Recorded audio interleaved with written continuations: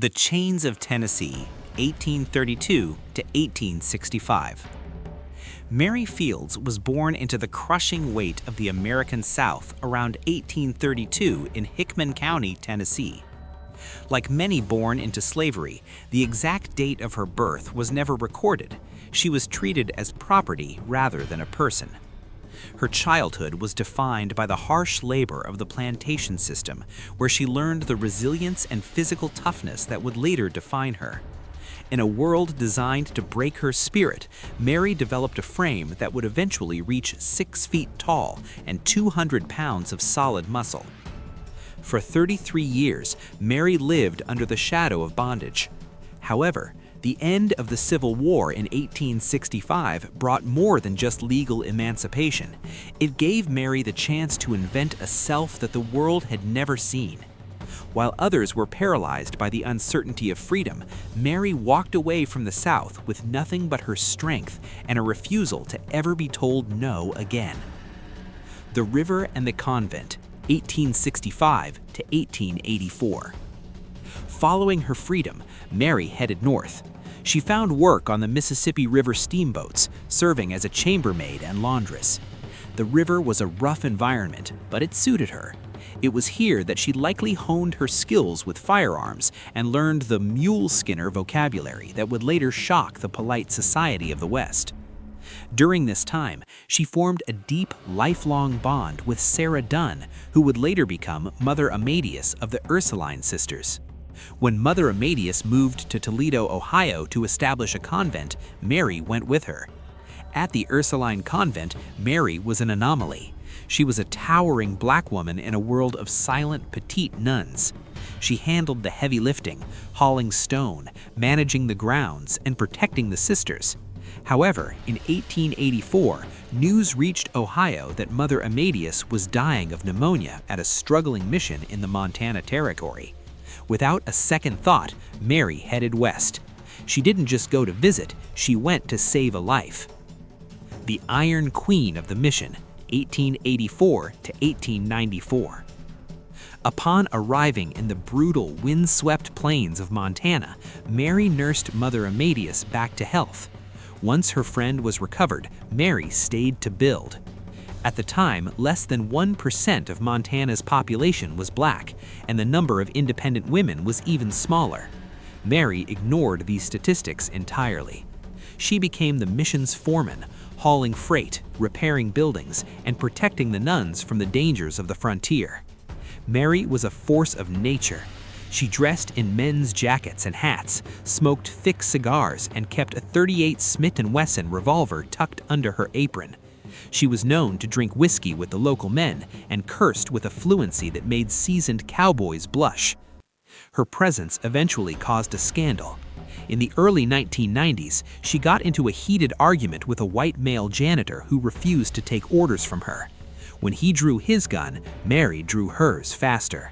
No one was killed, but the Bishop of Helena, appalled by Mary's unladylike behavior, demanded she leave the mission.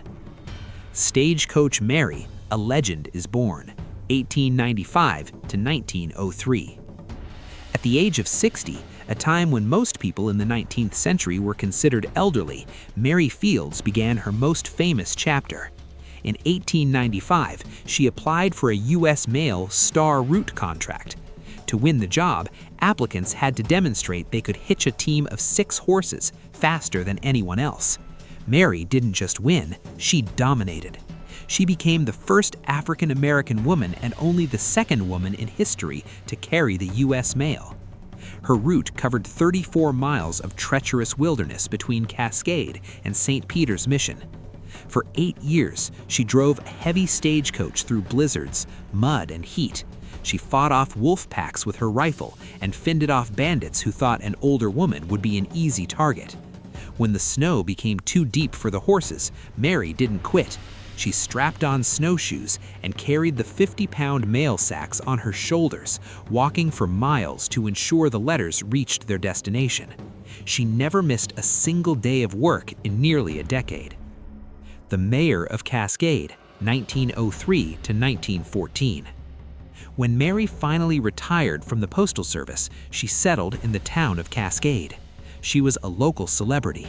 She operated a laundry business and later a restaurant, though she often lost money because she would feed anyone who was hungry, regardless of their ability to pay. Her reputation as a brawler remained intact.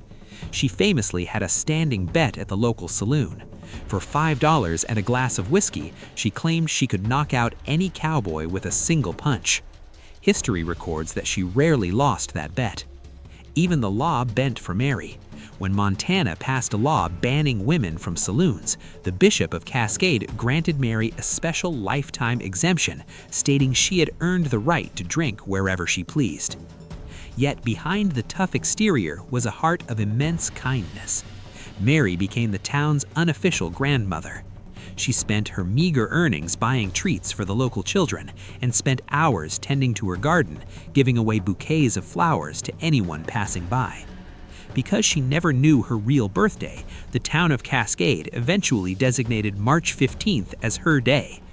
Every year, schools were closed so the children could celebrate the woman who protected them.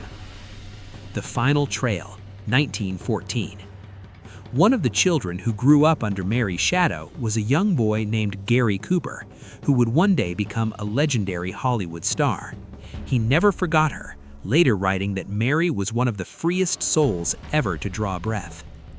As 1914 drew to a close, Mary felt her strength fading.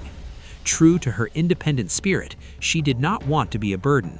She tried to slip away quietly into the tall grass and snow behind her home to meet her end in private. 2 local boys found her and took her to Columbus Hospital in Great Falls.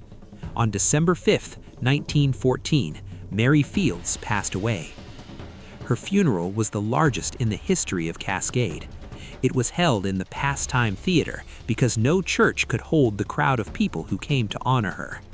She was buried at the foot of the mountains she had conquered, in Hillside Cemetery. Reflection: the legacy of freedom.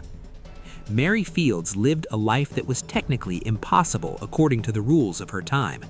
She was a black woman in a white man's world, an elderly pioneer in a young man's game, and a former slave who became a master of her own destiny. She proved that freedom isn't something that is granted by a document. It is a state of mind maintained by courage, a steady hand, and, occasionally, a well-timed punch.